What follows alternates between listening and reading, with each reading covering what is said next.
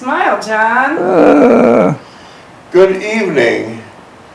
It's Sunday, August 10th, 2025, and it's my honor and my distinct pleasure to be speaking with John J. Jeckovich. How are you doing today? Very good, thank you. You're looking well. Yeah.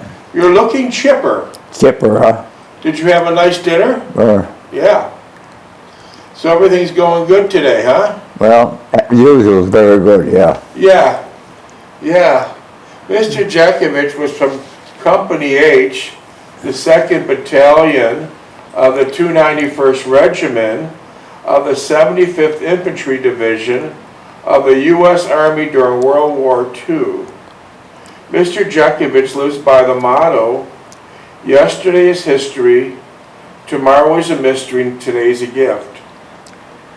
Yeah. It's a big book you wrote, Mr. Jeckovich. It's 849 pages. Big, beautiful book. How many pages? 849. Yeah. I know you didn't know anything about Google, or you don't even own a laptop. How'd you write this monster? Yellow papers. Yellow legal pads. Yeah. Who did your typing? Put it in book form. The typing was done by a university professor. And so Niagara University. That's how he got into the book. Yeah. I'll be damned. It's a beautiful book. I just still don't know how you remember the dates, the addresses, all people you contacted during those 80 years, first and last names. It's just amazing. All your life, did you have such a memory? Oh, yeah. All your life you had a good memory? Oh, yeah. Yeah. Mr. Jeckovich still reads 3 newspapers every morning with no glasses, a book a week, and if he shakes your hand, he'll knock you to the ground. He's in good shape for 100. Take a look. Look at your laptop or your TV screen. We had 16,400,000 young boys and young girls that were fighting in World War II for us. During World War II, we have now less than 5,000 military Army combat veterans, and we're losing them at a rate of 150 a day.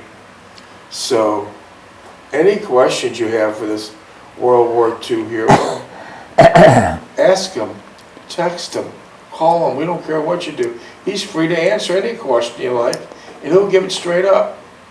No nonsense, he'll answer your question. Text him 407-366-0000. You know, this guy was no rear echelon. He was 19 years old, frontline combat. Wrong place at the wrong time. He was surrounded by 600,000 Nazis and 6,000 tanks of Bastogne. Wrong place at wrong time. No one would ever guess that psychotic Hitler would send a last-ditch effort through the Ardennes forest, which at that time was the coldest winter of record. You must understand the Ardennes forest is very populated, trees close together, so no one would ever think that any tanks or trucks or anything could get through, but it did. It did. And so these guys were surrounded.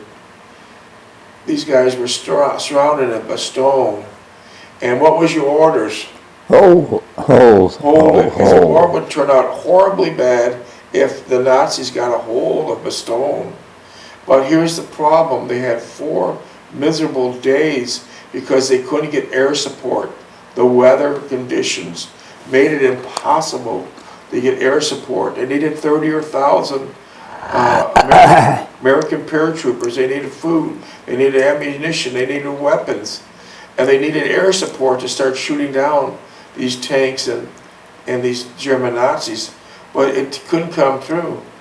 4 days later it did. Unfortunately, the toll was taken. 96 or 97% casualty. Blood everywhere. The white snow was red. Body parts, bodies strewn about. Not many left. Mr. Jeckovich survived. He was beat up during World War II. He was stabbed. He was bombed. He still has shrapnel in his body. Shot in the shoulder by a sniper. Lost a hip. Lost a hip, thank you. Lost a hip and still has frostbite. Are you in pain right now? Yeah, number 7. Number seven yeah. pain level. Yeah. How was it at night? Bad, because that's what I feel worse, because we were quiet then. That's still 80 years of pain of frostbite. So Mr. Jeckovich was no rear echelon. When he went into the war, they affectionately, I say affectionately and I mean that so, they affectionately was called the diaper division. How come? They're all 19. All young kids. And now, after they held Bastogne, they have a new nickname which held to them to this date. To this date, their nickname sticks.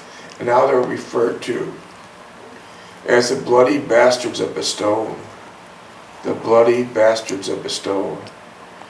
During this war, Mr. Jeckovich received a Bronze Star Medal, the Purple Heart Medal, the Army Good Conduct Medal, the American Campaign Medal, the European, African, Middle Eastern Campaign Medal with 3 Bronze Service Stars, the World War II Victory Medal, the Army of Occupation Medal with Germany class, the Combat Infantry Badge, the Sharpshooter Badge with carbine, pistol and machine gun bars. That was your main weapon, was machine guns, right? M1. My name was an M1. Okay. Marksman Badge with rifle bar, honorable service lapel button in World War II. Now this wasn't no small machine gun. It was a big machine gun. Yeah. How much was the tripod? 130 pounds. How much did the machine gun weigh? About 130. Yeah. And you had a whole group of guys that one would carry the tripod. Ammo barrels, yeah. And then a lot of ammo bearers, because that thing went through thousands and thousands of rounds quickly. And you also had to have water cooled to keep that barrel down. Yeah. And how would you stop that water from freezing? Antifreeze. Yeah.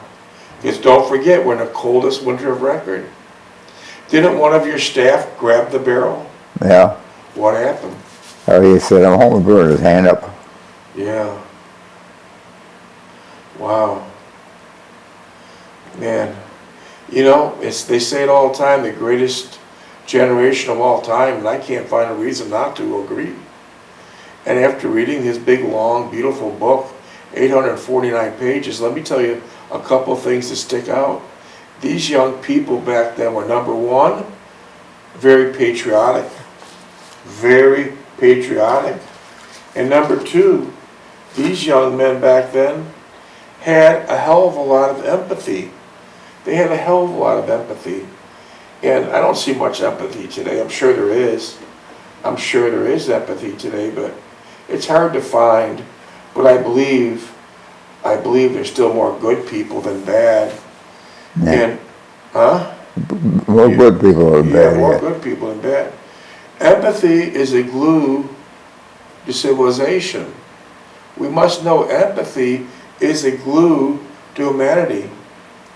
And here at the end, when it's all said and done, civilization is ultimately judged not by the size of these armies or through the weight of its weapons or the power of its industry or these great big monuments we have in Washington, D.C., but it's judged this way. Let me tell you how it cares for the least fortunately, how it cares for the least fortunate, particularly the elderly. A country that does not care for its senior citizens has failed in humanity and has failed the test of civilization. And it's such a true statement. Such a true statement. Greatest generation of all time. No one could ever change my mind differently. Well, as every day, we have a lot of text messages. We read your big, beautiful book once already. Now we're on the second time around. We're on chapter 8, page 230, Crossing the Channel. So before I start reading, I'll need your dog tag number. 42965. Thank you, Mr. Jeckovich. That opens up my laptop so I can read. But before I read the book, you know, we have many, many repeat questions, but these are new listeners. So we have to keep answering in a repetitive fashion the answers, because these are new people out and they deserve an answer. We know it, we repeat it 100 times, but we'll repeat it 100 more. If you ask a question, we'll answer it no matter what.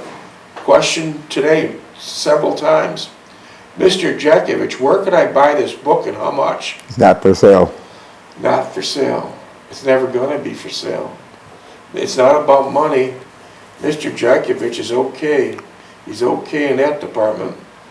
The book was written for one reason, and one reason only, to give the younger generation a better shot at life, to give a younger generation an idea how to have a more simpler and have a more wholesome life. And all these answers in this book. Every bit is in this book. For example, if you want to ask Mr. Jeckovich a question about marriage, how long have you been married? 69 years. 69 long and wonderful years. Ask him. He's an expert at it. I don't know anyone's been long 69 years. I barely know anyone that's 69 years old. So ask him. He'll answer you straight up. So, I'm going to start reading your book, chapter 8, page 230. It's crossing a channel, and for those first-time listeners that weren't on it yesterday, this is when Mr. Jeckovich is in Haverford West. He got off the nasty troop ship about a month ago or so, and he met a beautiful girl while he was in training in Haverford West, Wales. Her name is Jean Rowan Young. Now he's saying her final goodbyes to her because the advanced group already went to the front line to get it set up, right? Yeah. Tell us what the advanced group really does. They're looking for billets, they're looking for places to stay, look at the terrain, and get to feel the people there. So that's a big job. Yeah. A hard job. Yeah. Did many of the advanced troops get wounded? Well, no, they were in friendly country there, but they must have wandered off someplace. Somebody must have wandered off and got shot or something. Yeah. So that's a hard job being an advanced group. A lot of logistics, a lot of moving parts. Yeah. And then you have to make it right for the guys that come over. They have a living quarters. Yeah. Wow, advanced group. Wow. Well, that's the background we're at today. Now, Mr. Jeckovich, would you like to start reading or want me to? Go ahead. You want me to read? All right. Okay, I gave a little background on today's reading, so here we go. Mr. Jeckovich is saying, my letters to home were the usual, I miss you, I miss everyone type thing, and I could not wait to get back home for good. I did not say anything about leaving England or where we were going, as most of it would be punched out by censors. So those 150 V-mails you sent to your mother and your sister Sally, there was a lot of blackout. Everything was censored. Yeah. Censored. I only said I was enjoying myself in England and the weather was not bad and I missed them. As I rode home, I found it difficult to actually relate to them. They did not seem, for some reason, close to me, and it was as if I were writing to a distant friend or relative. That in itself was incomprehensible, considering how much anguish I over them when I first entered the service. So let's elaborate on this. You got drafted. Yeah. Why did you not enlist? Well, my father was deceased early. My mother was a cell. I started sitting all exactly with her. So the reason why Mr. Jeckovich didn't enlist, because he needed to spend more time with his mother. He was the sole caretaker for his mother, so he waited it out until he got drafted. And then when you're drafted, you're almost guaranteed you'll go on the front line. His brother enlisted, and where did your brother go? He was teaching recruits how to drive a Jeep. So his brother never left New York through the enlistment process, and he was teaching young recruits how to drive Jeeps. Did he have a special driving talent? Yeah, he hit a fire hydrant at one time. So there's where that goes. Father died young, 30s, early 40s maybe. He was a legal immigrant from Russia. He came through Ellis Island the proper way, the hard way. And he worked 3 different jobs to give this man and his family a better life. 3 different jobs, non-stop. They helped these immigrants back then, not like today. These immigrants back then built New York State brick by brick by brick. They built New York State board by board by board. They were hard-working people. And so one day, Mr. Jeckovich's father, his name is Marion Jeckovich, he was doing a cement job, and he mixed the cement himself, right? Yeah. Yeah, it's hard. Mixing cement's not easy. Was he using a stick? Shovel. He used a shovel to mix it. And he right then and there, he died of a heart attack. So this man's 11 years old. The police come to his house, and they pick you up, and they said, your father had an accident. Yeah. You thought, what, he busted his arm? Yeah. Something minor infraction. Yeah. They pick this kid up, 11 years old. They drop him off the front door of the hospital. You went in yourself, right? Yeah. Were you driving in the police car in the front or the back? Back. Back. So he said, here's the hospital, go, right? Yeah. And you went. You walked to the reception desk of the hospital, and in your words, please tell us what happened next. Well, I asked her, when we take it to where my father is, he said, well, we'll take you downstairs. And at that time, did you have a lot of concern? Yeah. So you went downstairs, and where were you? Where were you? In the morgue.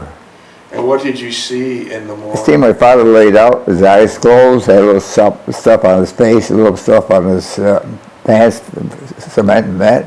So he had cement on him? Yeah. And what did they ask you to do to identify the body? Yeah, at first is this my father? I said, yes, this is my father, yeah. And then what did he tell you to do next? Go through his pockets. 11-year-old boy going through the deceased father's pockets. What did you find in those pockets? Can of pincel with tobacco and the paper that they made them with. You know, to roll the paper up and smoke it. How about coins? Coins, they had quarters, a couple dimes, nickels, and they had keys for the house. So this is where the book starts. 11-year-old boy lost his father. Their mother's sons. It takes him from 11 years old to he's almost 100 years old. He cared for his mother. When he got drafted into service, he got a shit job because the front line, they put these draftees on the front line, these guys, and if you're enlisted, you get a better job. And he was, much damage to his body during the war.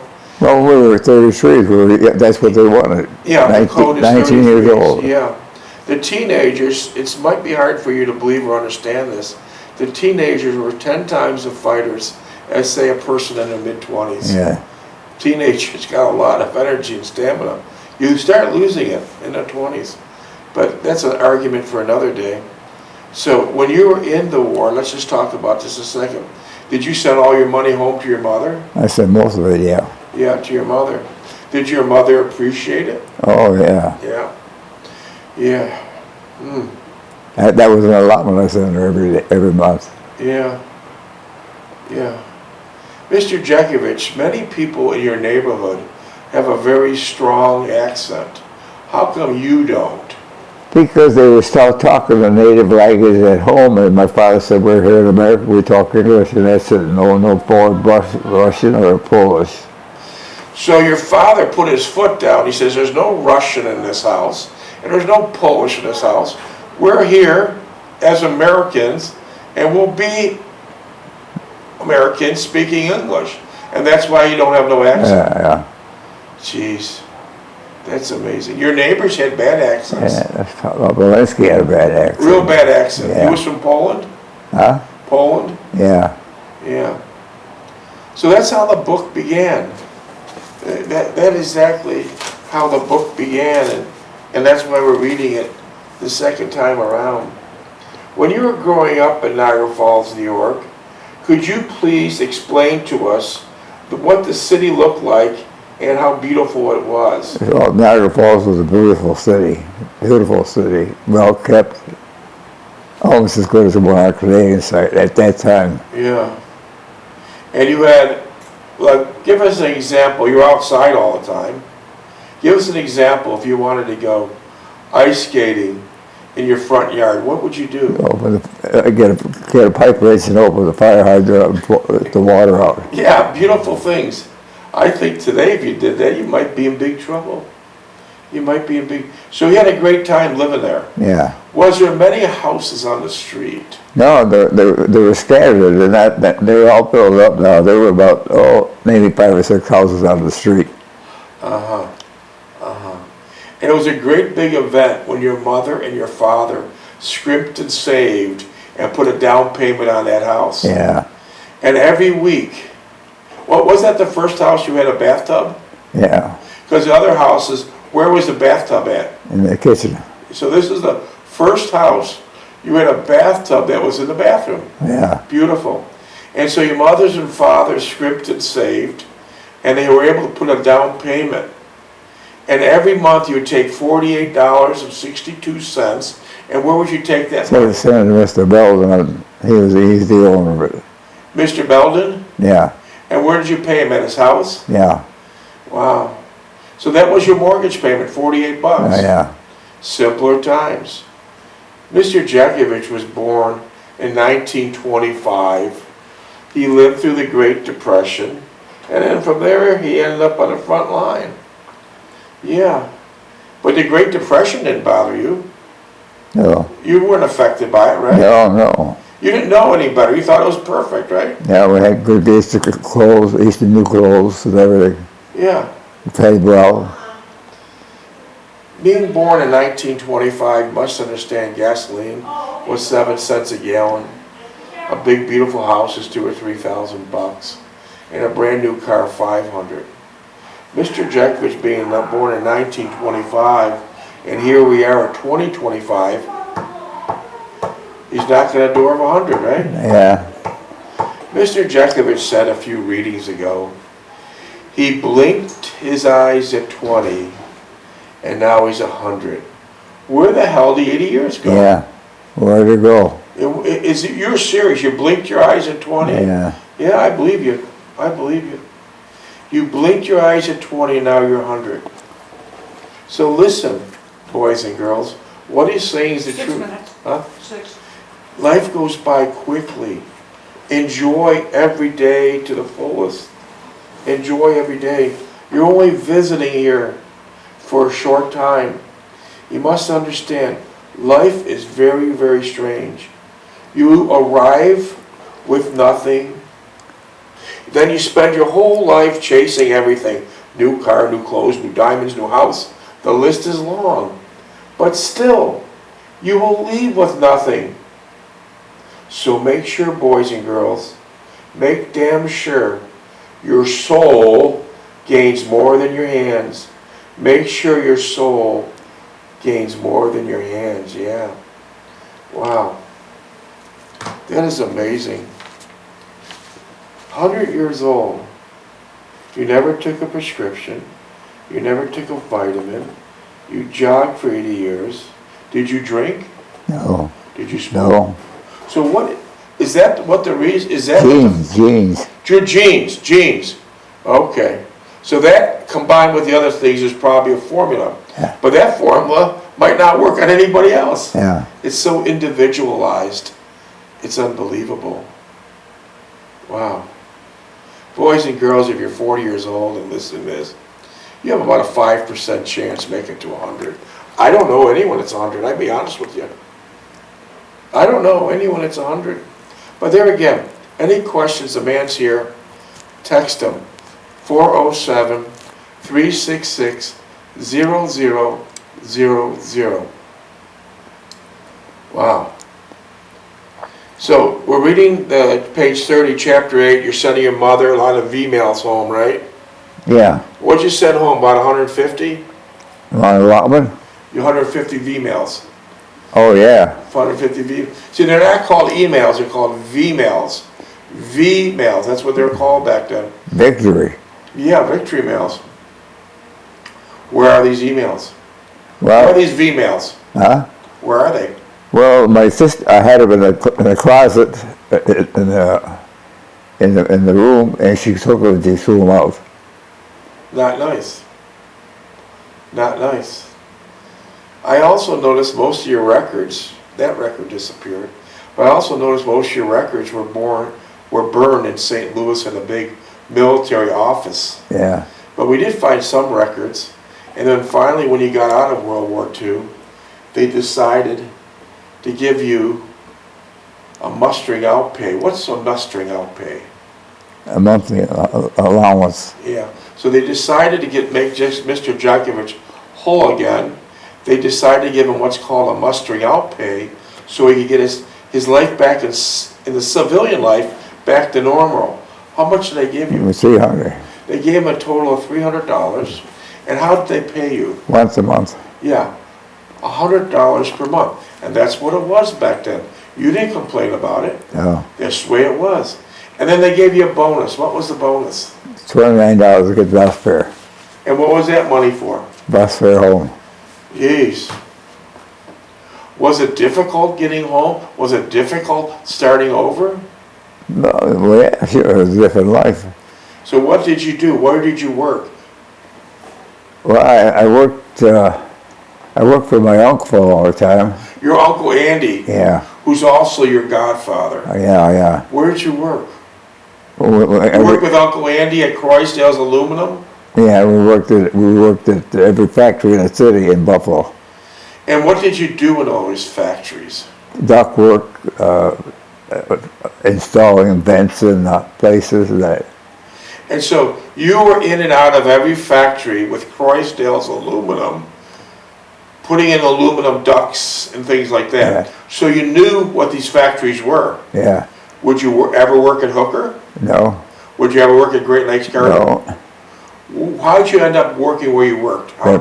My favorite criminal site was it was the hottest, but it was the cleanest. So it was cleanest. You didn't have to wear a mask. No. It was clean. Ironically, Mr. Jeckovich came from the coldest winter of record during the Battle of Balls, coldest winter, 20, 30 below. And now he's in Kimberly-Clark. And what were the temperatures? 120 degrees. What the hell kind of extremes was that? Yeah. Did that affect you? Huh? Did that affect you? Minutes, please. Did that affect you greatly from 30 below to 120 degrees? Did it bother you? Well, I had to get used to it, yeah. 1.5. So, how many years did you work there? I mean, 35 years. 35 years. Did the wheels of your automobile ever touch that parking lot? No. How'd you get there? Walked. What would you do during a snow blizzard? Put my overshoes on. What would you do during a rainstorm? An umbrella. Did you feel safe walking home around midnight from Niagara Falls? I didn't, but I wouldn't really feel sorry today. But back then you felt safe. Yeah, it's different culture, yeah. Shortly after you left the factory, within maybe 100 yards, there was a bar. What was it called? The what? The bar. What was the bar called? Red Spot. The Red Spot was right next to Kimberly, Yeah. and all the workers would go there, right? Yeah. Did you go there? No. Did they ask you to go Yeah, there? and I just waved them off. I like that. I like that. 30. Huh? 30. So what do they mostly do when they're talking about bowling and? Oh yeah, Softball. they get drunk and they brag about this. So the more they drank. Yeah. So what was like the leader of the bowling? I remember you told me one time. The leader of the bowling leagues. Oh, they were in a bowling league, golf leagues. Dixie Davis was a Who hero. was it? Dixie Davis. So he was the big guy. Yeah. He was a big guy. He's the one that. Well, he was a guy top of the line as far as Yeah. being a good athlete, right?